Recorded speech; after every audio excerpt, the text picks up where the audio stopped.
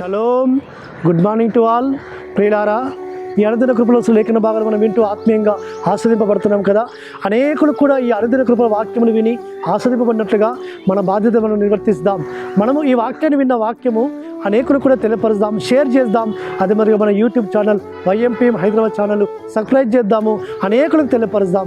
అట్టి విధంగా మనంత బాధ్యత మనము నిర్వర్తిస్తాం. ఈ దినం అనుదిన కృపల లేఖన భాగాలు మనం చూసుకుంటుంటే 2 సమూయేలు గ్రంథం 22వ అధ్యాయము 33వ వచనము, ఎలోహిం నాకు బలమైన కోటగా ఉన్నాడు. అవును ప్రియులారా, దావీదు ఈ మాట అంటూ వస్తుంటున్నాడు. ఆ ఎలోహిం నాకు బలమైన కోటగా ఉన్నాడు. దావీదు తన కష్ట సమయంలో, తన ఇరుకుల్లో, తన ఇబ్బందులలో ఆ ఎలోహిమే తనకు తోడుగా ఉన్నాడు. నాకు ఆయన ఆశ్రయంగా ఉన్నాడు, ఆయన నాకు ప్రాకారంగా ఉన్నాడు, ఆయన నాకు దాగుచోటుగా ఉన్నాడు, ఆయన నాకు బలమైన కోటగా ఉన్నాడని ఆ పరమతని ఆరాధిస్తూ ఘనపరుస్తూ వస్తుంటున్నాడు. ప్రియులారా, ఆయన ఎవరైతే ఆయన ఆశ్రయిస్తారో, ఎవరైతే ఆయన శరణు చేస్తారో, ఎవరైతే ఆయన సహాయం కోరుకుంటారో వారికి ఆయన బలమైన కోటగా ఉంటాడు, ఎత్తైన కోటగా ఉంటాడు, ప్రాకారముగా ఉంటాడు, నిత్యమైన నివాసముగా ఉంటాడు, వారికి ఆశ్రయముగా ఉంటాడు ఆ పరమతని సన్నిధిలో. ఆ విధంగా ఆ నిత్యము ఆయన మనల్ని కాపాడుతూ వస్తుంటుంటాడు. సుమా, శత్రు బారి నుంచి, శత్రు యొక్క కోర నుంచి, శత్రు యొక్క ఉరి నుంచి మనల్ని తప్పిస్తాడు ఆ పరమతండ్రి. ఆ పరమతని సన్నిధానంలో అట్టి విధంగా మనము ఆయన ఆశ్రయించినట్లయితే, ఆయనను కోరుకున్నట్లయితే, ఆయన సన్నిధి మనము వచ్చినట్లయితే ఆయన మనకు కోటగా ఉంటాడు, కొండగా ఉంటాడు. సుమా, అట్టి విధంగా పరిశుద్ధాత్మ తండ్రి సన్నిధానంలో ఆయన మనకు బలమైన కోటగా ఉన్నాడని, బలమైన ఆశ్రయంగా ఉన్నాడని మనం ఆయన ఆరాధించాలి. భక్తులందరూ కూడా అటు విధంగా ఆరాధిస్తూ వచ్చాడు. దావీదైతే తను ఆరాధిస్తున్నాడు ఎలోహిమును. అయ్యా, నువ్వు నాకు ఎత్తైన కోటగా ఉన్నావు, ఎత్తైన కోటగా ఆయన కోటగా మనకున్నాడు. ఆ కోటలోకి ఎవరు ప్రవేశించలేరు సుమా.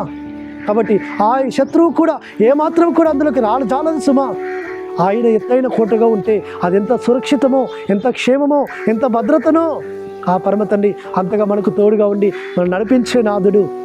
ఆ పరమతండ్రి సన్నిధిలో ఎత్తైన కోటగా ఆయనను మనం ఉంచుకుంటే, అయ్యా నాకు తోడుగా ఉన్నావు, నాకు ఆశ్రయముగా ఉన్నావు, నా ప్రాకారముగా ఉన్నావు, నువ్వే నాకు ఎత్తైన కోటగా ఉన్నావని నిత్యము ఆయన సన్నిధిలో ఆయన ఆరాధిస్తే ఆయన దినదినము మనకు ఆ విధంగా ఎత్తైన కోటగా ఉండి, ఆశ్రయముగా ఉండి మనం నడిపిస్తాడు, మనల్ని భద్రపరుస్తాడు, మనల్ని పోషిస్తాడు, మనకు కావలసిన ఈవులన్నీ మనకు అనుగ్రహిస్తాడు. సుమా, ఈ లోకంలో ఆయన తప్ప మనకి ఎవరు ఎత్తైన కోటగా ఉండరు, ఎవరు మనకు ఆశ్రయింపదగిన వారిగా ఉండరు, ఎవరు మనకు ఆశ్రయింపదగిన వ్యక్తిగా ఎవరు ఉండరు. సుమా, ఆయన ఒక్కడే పరిశుద్ధాత్ముడిగా మనకు నమ్మదగిన వాడిగా ఉంటాడు. అట్టి విధంగా పరమతండ్రి మనకు ఎత్తైన కోటగా నిత్యము ఉండునుగాక.